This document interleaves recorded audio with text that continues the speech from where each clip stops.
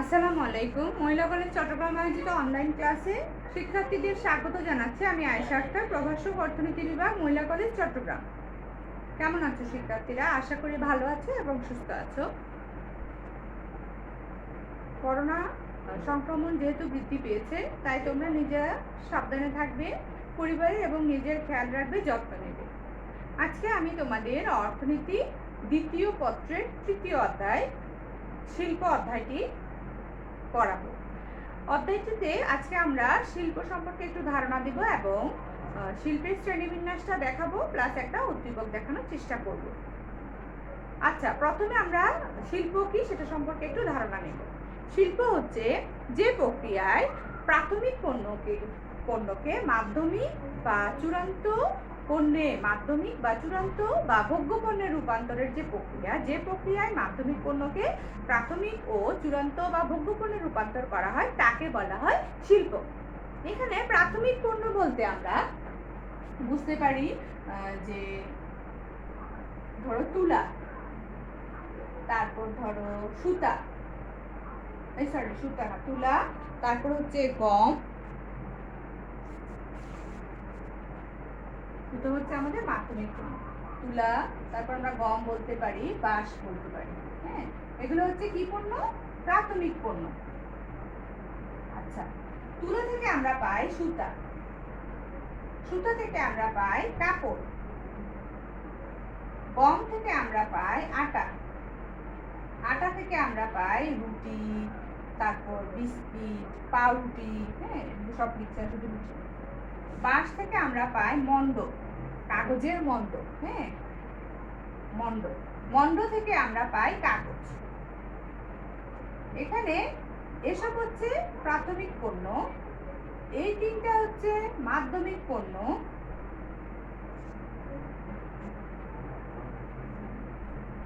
আর এই তিনটা হচ্ছে চূড়ান্ত বা ভোগ্য পণ্য। এখন প্রাথমিক পণ্যকে মাধ্যমিক অথবা চূড়ান্ত বা ভোগ্য পণ্যে রূপান্তরের প্রক্রিয়াকে বলা হয় কি? শিল্প। অন্যভাবে আমরা বলতে পারি যে সমজাতীয় দ্রব্য বা সেবা উৎপাদনকারী একাধিক ফার্মের সমষ্টিকে শিল্প বলে। সমজাতীয় দ্রব্য বা সেবা উৎপাদনের একাধিক ফার্মের সমষ্টিকে শিল্প বলা হয়। এখন আমরা শিল্পের শ্রেণীবিন্যাসটা দেখব। আচ্ছা, শিল্পের শ্রেণীবিন্যাস যখন বিভক্ত করা হয়, আমরা শিল্পের শ্রেণীবিন্যাসটা যখন দেখব, শিল্পের শ্রেণীবিন্যাস বোঝানোর আগে তোমাদেরকে আমি একটু শিল্পনীতি যে প্রণয়ন হয় আমাদের দেশে, বাংলাদেশে অলমোস্ট 8টা বা 9টা শিল্পনীতি প্রণয়ন হয়েছে। তার মধ্যে 2005 সালে শিল্পনীতি 2005 অনুসারে বাংলাদেশের শিল্পসমূহকে 4টি ভাগে বিভক্ত করেছে। তাহলে বিভাগগুলো কি কি হতে পারে? এক নম্বর হচ্ছে 2005 শিল্প নীতি অনুসারে শিল্প কয় প্রকার? 4 প্রকার। আচ্ছা, সেগুলো কি কি ছিল একটু বলে আমি। বৃহৎ, মাঝারি, ক্ষুদ্র আর কুটির শিল্প। কি কি ছিল? বৃহৎ, মাঝারি, তারপরে হচ্ছে ক্ষুদ্র ও কুটির শিল্প। ঠিক আছে? আচ্ছা, এই 4টা ছিল। পরবর্তীতে 2010 শিল্পনীতি অনুসারে আরো 5টা শিল্প সংযুক্ত করে সেই প্রকারটাকে করা হয়েছে 9 প্রকার। আচ্ছা, তাহলে বৃহৎ, মাঝারি, ক্ষুদ্র, কুটির, এখানের সাথে আরো সংযুক্ত হয়েছে কি কি? মাইক্রো শিল্প, আচ্ছা, তারপরে হাইটেক শিল্প, মাইক্রো শিল্প, হাইটেক শিল্প, সংরক্ষিত শিল্প, অগ্রাধিকার শিল্প,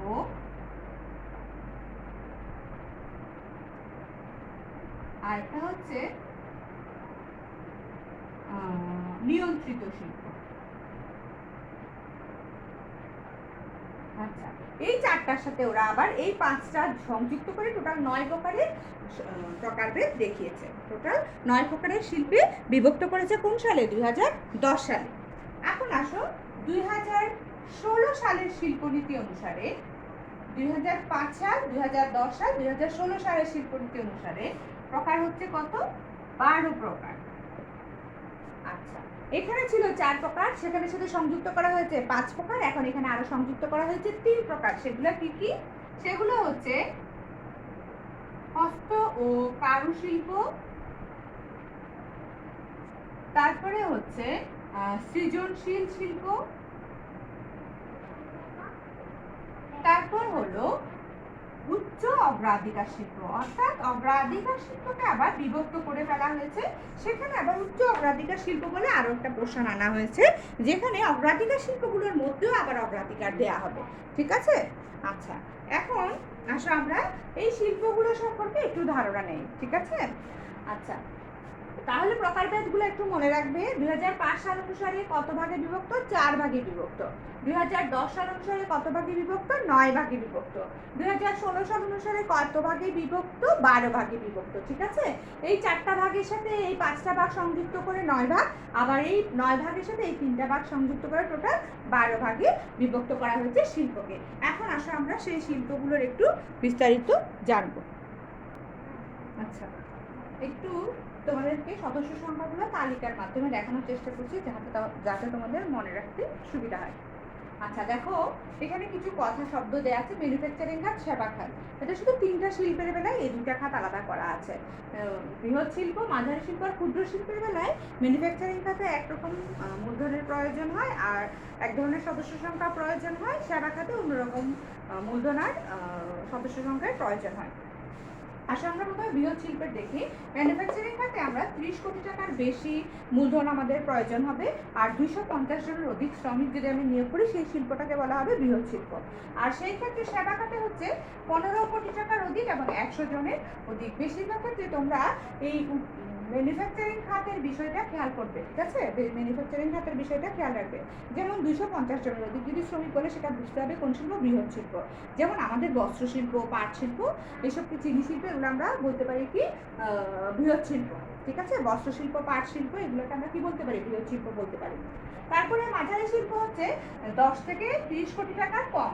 যেহেতু এটা 30 কোটি টাকার অধিক, 10 থেকে 30 কোটি টাকা বা তার কম হলে সেটা হচ্ছে মাঝারি শিল্প। সেখানে সদস্য সংখ্যা 100 থেকে 250 জন।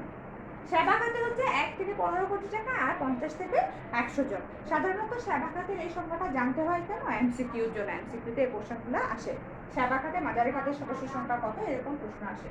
আসো তারপরে ক্ষুদ্র শিল্পে। ক্ষুদ্র শিল্পে ম্যানুফ্যাকচারিং খাতে হচ্ছে 50 লক্ষ টাকা থেকে 10 কোটি টাকা মূলধন থাকবে, আর 25 জন থেকে 99 জন সদস্য সংখ্যা নিয়ে ক্ষুদ্র শিল্প গঠিত হয়।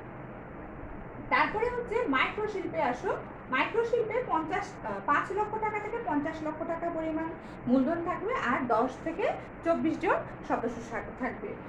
এখানে ক্ষুদ্র শিল্প পর্যন্ত আমরা দুইটা খাত পাবো, কিন্তু পরবর্তীতে আর 2টা খাত থাকবে না, ওখানে একটা খাতই দেখানো হয়। যেহেতু সদস্য সংখ্যা কম, ওখানে এমনিতেই সেবা খাতে যেমন সদস্য সংখ্যা কম থাকে, মূলধন কম থাকে, এইসব শিল্পগুলোতে এমনিতেই মূলধন কম আর সদস্য সংখ্যার পরিমাণ কম থাকে। কুটির শিল্প হচ্ছে 5 লক্ষ টাকার কম পরিমাণ মূলধন নিয়ে পরিবারের সদস্য সহ মাত্র 10 জন বা তার চেয়ে কম সদস্য সংখ্যা নিয়ে যে শিল্পটা গড়ে ওঠে, সেটাকে বলা হয় কুটির শিল্প। যেমন আমাদের বাঁশ বা বেতের শিল্পকে আমরা কুটির শিল্প হিসেবে সংজ্ঞায়িত করতে পারি। আচ্ছা, এখন আসো আমরা এছাড়া আরো কিছু সংজ্ঞা ছিল। হাইটেক শিল্প কি? হাইটেক শিল্প হচ্ছে বিজ্ঞান বা প্রযুক্তি নির্ভর শিল্পকে আমরা হাইটেক শিল্প বলে থাকি। বিজ্ঞান বা প্রযুক্তি নির্ভর, জ্ঞান ও পুঁজি নির্ভর উচ্চ প্রযুক্তি ভিত্তিক পরিবেশ বান্ধব শিল্পকে আমরা কি বলে থাকি? হাইটেক শিল্প বলে থাকি। ঠিক আছে? তারপরে হচ্ছে আরো কিছু আছে, সেগুলো হচ্ছে যেমন সংরক্ষিত শিল্প। সংরক্ষিত শিল্প কি? সরকারি নির্দেশনার মাধ্যমে যেসব শিল্প জাতীয় নিরাপত্তার স্বার্থে সংরক্ষিত রাখা প্রয়োজন এবং যেসব শিল্প স্পর্শকাতর ও সংবেদনশীল হিসেবে সরকারি বিনিয়োগের জন্য সংরক্ষিত, সেসব শিল্পকে সংরক্ষিত শিল্প বলে। যেমন ধরো সামরিক সরঞ্জাম, অস্ত্র, তারপরে যন্ত্রপাতি, পারমাণবিক শক্তি, সিকিউরিটি, প্রিন্টিং ও টাকশাল এবং বনায়নও সংরক্ষিত বনভূমির সীমানার যান্ত্রিক আহরণ। এইসব জিনিসগুলো, এইসব শিল্পগুলো হচ্ছে সংরক্ষিত শিল্প। যেমন আমাদের যে অস্ত্র তৈরি হয়, সেই শিল্পগুলো সরকার সংরক্ষিত রাখতে হয়, কারণ এইসব যদি উন্মুক্ত হয় তাহলে কিন্তু সেটা যেমন একটা দেশের জন্য ক্ষতিকর হবে। যেসব শিল্পগুলো সংরক্ষণ করা প্রয়োজন, সংরক্ষিত রাখতে হবে, সেগুলোকে বলা হয় সংরক্ষিত এবং সংরক্ষণের আওতায় রাখতে হয়। অগ্রাধিকার শিল্প হচ্ছে যেসব শিল্পকে অগ্রাধিকার দেওয়া হবে, অগ্রাধিকারের ভিত্তিতে যেসব শিল্পকে উদীয়মান শিল্পকে বোঝাবে যেসব শিল্পের প্রবৃদ্ধি অর্জন, কর্মসংস্থান সৃষ্টি, রপ্তানি আয় বৃদ্ধি সহ দারিদ্র্য বিমোচন উল্লেখযোগ্য অবদান রাখার সম্ভাবনাকে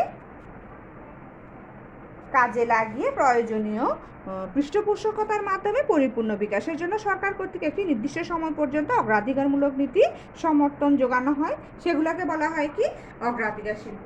এই খাতে আমাদের টোটাল 31টি শিল্প রয়েছে। সাধারণত এই শিল্পগুলো আমাদের রপ্তানি আয় বৃদ্ধিতে ভূমিকা রাখে, কর্মসংস্থান বৃদ্ধিতে, রপ্তানি আয় বৃদ্ধিতে ভূমিকা রাখে। এখন আসো নিয়ন্ত্রিত শিল্প। নিয়ন্ত্রিত শিল্প হচ্ছে প্রাকৃতিক বা খনিজ সম্পদের সর্বোচ্চ ব্যবহার নিশ্চিত করবে দেশের স্বার্থে সেবামূলক বা বিনোদনমূলক কিছু শিল্প স্থাপনের বিষয়ে সরকারের যথাযথ সিদ্ধান্ত ব্যবস্থা গ্রহণ করবে এবং জাতীয় নিরাপত্তা ও সংস্কৃতির প্রতি হুমকির কারণ হতে পারে বা অর্থনীতি ক্ষতিগ্রস্ত হতে পারে এমন সকল শিল্প সরকারের সংশ্লিষ্ট মন্ত্রণালয় বা কমিশনের অনুমোদন ব্যতীত গ্রহণ সাপেক্ষে বেসরকারি খাতে স্থাপন করা সম্ভব। এই ধরনের শিল্পগুলোকে নিয়ন্ত্রিত শিল্প বলা হয়ে থাকে। যেমন বলতে পারি আমরা ফ্লাইওভার, তারপরে elevated expressway, underground rail, monorail, ঠিক আছে। এই শিল্পগুলো যে স্থাপন করা হয়েছে এগুলো হচ্ছে নিয়ন্ত্রিত শিল্প বলা যায়। সরকারের নিয়ন্ত্রণাধীন বেসরকারি ভাবে এই শিল্পগুলো তার উৎপাদন কার্যক্রম পরিচালনা শিল্পগুলো পরিচালিত হচ্ছে, এগুলোকে নিয়ন্ত্রিত শিল্প বলা হবে। খনিজ সম্পদের সর্বোচ্চ ব্যবহার নিশ্চিত করতেছে সেখানে, পাশাপাশি দেশের স্বার্থে সেবামূলক বা বিনোদনমূলক কিছু শিল্প স্থাপনের বিষয়ে সরকার যথাযথ সিদ্ধান্ত ও ব্যবস্থা গ্রহণ করবে এবং জাতীয় নিরাপত্তা ও সংস্কৃতির প্রতি হুমকির কারণ হতে পারে বা অর্থনীতি ক্ষতিগ্রস্ত এমন সকল শিল্প সরকারের সংশ্লিষ্ট মন্ত্রণালয়ের অনুমোদন সাপেক্ষে বেসরকারি খাতে স্থাপন করা যাবে। সরকার বিভিন্ন পারিপার্শ্বিক অবস্থা বিবেচনা করে এই শিল্পের তালিকা প্রদান করে থাকে। তবে বেসরকারি খাতে flyover, elevated expressways, underground rail, monorail, অর্থনৈতিক অঞ্চল ইত্যাদি স্থাপন বা পরিচালনার ক্ষেত্রে প্রাইভেট সেক্টর ইনফ্রাস্ট্রাকচার গাইডলাইনের উল্লেখিত নিয়ম অনুসরণের মাধ্যমে অনুমোদন নিয়ে এরূপ শিল্প স্থাপন করার সুযোগ পায়। এই ছিল আমাদের শিল্পগুলো। পরবর্তীতে এসে আরও 3টা নতুন শিল্প বলা হয়েছে, সেগুলো হচ্ছে একটা হচ্ছে হস্ত ও কারুশিল্প। হস্ত ও কারুশিল্পের জন্য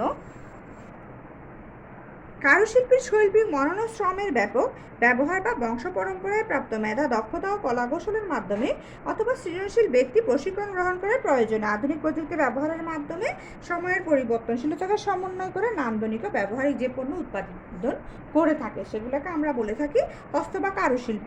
পাশাপাশি আরেকটি শিল্প হচ্ছে সৃজনশীল শিল্প, যেমন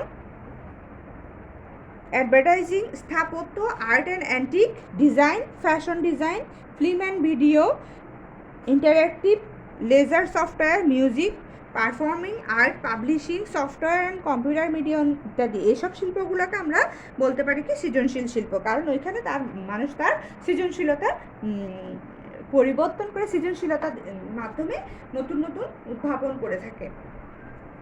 উচ্চ অগ্রাধিকার শিল্প হচ্ছে আমরা যে অগ্রাধিকার শিল্প বলেছিলাম সেগুলো কী ছিল, যেমন প্লাস্টিক শিল্প, তারপরে হইতে পারে জাহাজ নির্মাণ শিল্প, পর্যটন শিল্প, হিমায়িত মৎস্য শিল্প, তারপরে হোম টেক্সটাইল সামগ্রী শিল্প, ভেষজ ওষুধ শিল্প, হাসপাতাল, ক্লিনিক, এইসব শিল্পগুলোকে আমরা অগ্রাধিকার শিল্প বলে থাকি। সেই অগ্রাধিকার শিল্পগুলোর মধ্যে যখন অতিরিক্ত অগ্রাধিকার শিল্পগুলো থেকেও যখন বাছাই করে আরও অগ্রাধিকার দেয় সেগুলোকে বলা হয় উচ্চ অগ্রাধিকার শিল্প। সেই উচ্চ অগ্রাধিকার শিল্প কী হইতে পারে?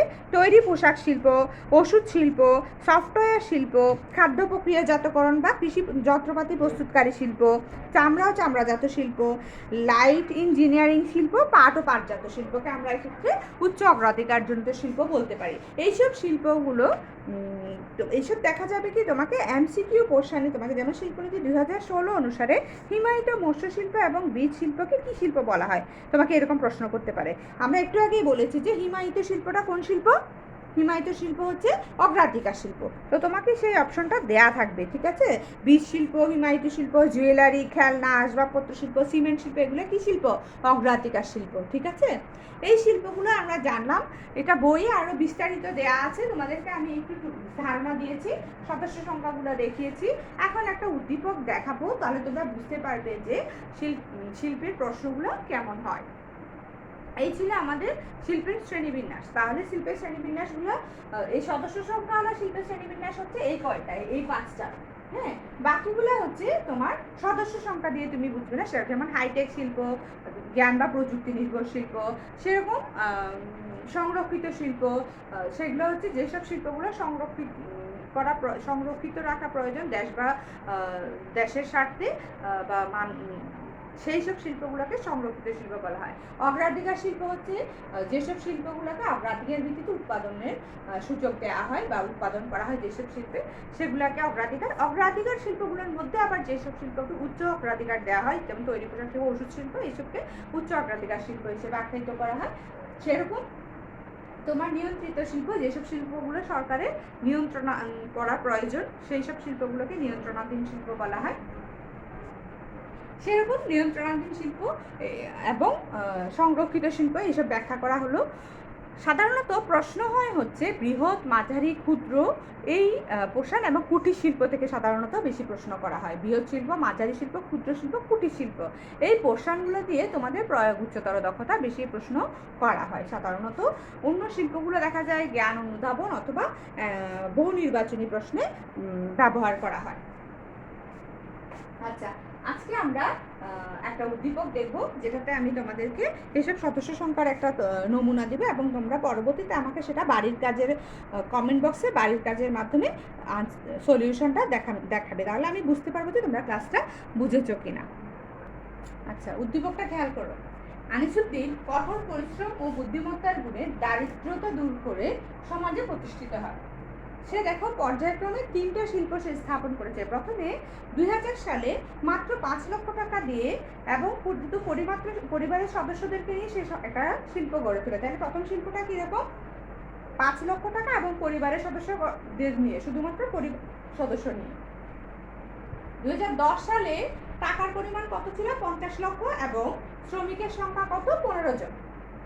2015 সালে টাকার পরিমাণ 10 কোটি এবং শ্রমিকের সংখ্যা কত? 90 জন। তাহলে এখানে 3টা সালে শ্রমিকের সংখ্যা এবং তোমার মূলধনের পরিমাণটা বলা আছে। এখন তুমি আমাকে এই শিল্পগুলো কি ছিল সেটা সলিউশন করে সমাধানটা লিখে আমাকে কমেন্ট বক্সে দেখাবে। যদি কোনো সমস্যা হয় তার সমাধান আমি দেওয়ার চেষ্টা করব। আশা করি সবাই পারবে। যারা শ্রেণীবিন্যাসটা দেখেছো, বিশেষ করে সংখ্যাওয়ালা শ্রেণীবিন্যাসটা আমি দেখিয়েছি, সেই সংখ্যাগুলো যারা দেখবে তারা এটা বুঝতে পারবে যে কোন কোন শিল্প এখানে রয়েছে, ঠিক আছে? যারা ক্লাস করবে তারা কমেন্ট বক্সে উত্তর লিখতে পারবে বা সমাধানটা দিতে পারবে। সমাধানটা যারা দিবে আমি বুঝতে পারবো যে তারাই ক্লাস করেছে। যারা সমাধান দিবে না তার মানে তারা ক্লাস করণ লিখে সমাধানটা করতে পারছো না। ক্লাসের সদস্য সংখ্যা বলা যে অংশটা, ওইখান থেকেই তুমি এই উদ্দীপকটা সলিউশন করতে পারবে।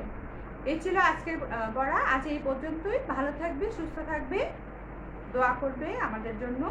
সবাই নিজেরা সাবধানে থাকবে, পরিবারের বড়দের যত্ন নেবে। আল্লাহ হাফেজ।